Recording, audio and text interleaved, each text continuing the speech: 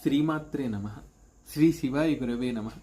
సౌందర్య లహరిలోని 100వ శ్లోకంలో అర్పణ భావాన్ని ప్రకటిస్తున్నారు ఆదిశంకర భగవత్పాదుల వారు. అర్పణ భావం అంటే ఈ కవిత్వం పలికిన సాధనము నీదే, ఈ సాధనము చేత పలకబడిన కవిత్వము నీదే. అంటే నేను నువ్వే, నా చేత పలికబడిన కవిత్వము నువ్వే అన్న అద్వైత భావాన్ని ఈ శ్లోకం ద్వారా వెలిబుచ్చుతున్నారు. నిజానికి అదే కదూ సత్యము.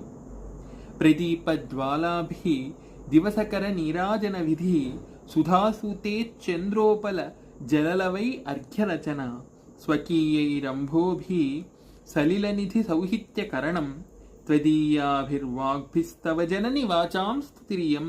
అమ్మా, నా చేతి దివిటీల జ్వాలల చేత సూర్యుడికి హారతిని కావిస్తున్నట్లుగా చంద్రకాంత శిలల నుండి స్రవిస్తున్న జల బిందువుల చేత తిరిగి ఆ చంద్రుడికే అర్ఘ్యాన్ని సమర్పిస్తున్నట్లుగా సముద్రం నుండి సంగ్రహింపబడిన నీటి చేత తిరిగి ఆ సముద్రుడికే తృప్తికరమైన రీతిలో తర్పణాన్ని ఇస్తున్నట్లుగా నీ దయచేత నాకబ్బిన నీ స్వరూపమైన ఈ వాక్కులను రమ్యమైన కవిత్వంగా శ్లోకాల రూపంలో కూర్చి తిరిగి నీకే అర్పిస్తున్నానమ్మా.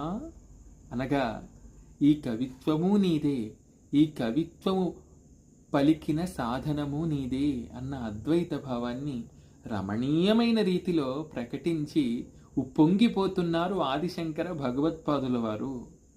అద్వైత స్థితిలో నిలిచిన యోగుల రచన తమను చిరస్థాయిగా యోగిగా నిలబెట్టటమే కాకుండా తదుపరి పారాయణ చేసిన వారందరినీ తరింపజేస్తుంది.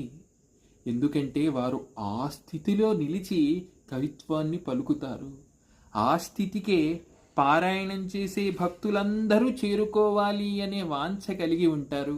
కాబట్టి మనమంతా సౌందర్య లహరిని ఏ దృష్టితో పారాయణం చేయాలి? అమ్మా, ఆదిశంకర భగవత్పాదుల వారు 100వ శ్లోకంలో ఏ అద్వైత స్థితినైతే ప్రతిపాదించారో చిట్ట చివరికి సాధన చేత, భక్తి చేత, శరణాగతి చేత నేను కూడా అదే స్థితిని చేరుకునేలా అనుగ్రహించమ్మా అని ఈ సౌందర్య లహరిని ముగిస్తున్నారు. అద్భుతంగా పతాక స్థాయికి తీసుకువెళ్ళి ఆదిశంకర భగవత్పాదుల వారు. మనమంతా కూడా భక్తితో ఈ శ్లోక వాంగ్మయాన్ని పారాయణం చేద్దాం, ధరిద్దాం. శ్రీమాత్రే నమః. శ్రీ శివాయ గురవే నమః.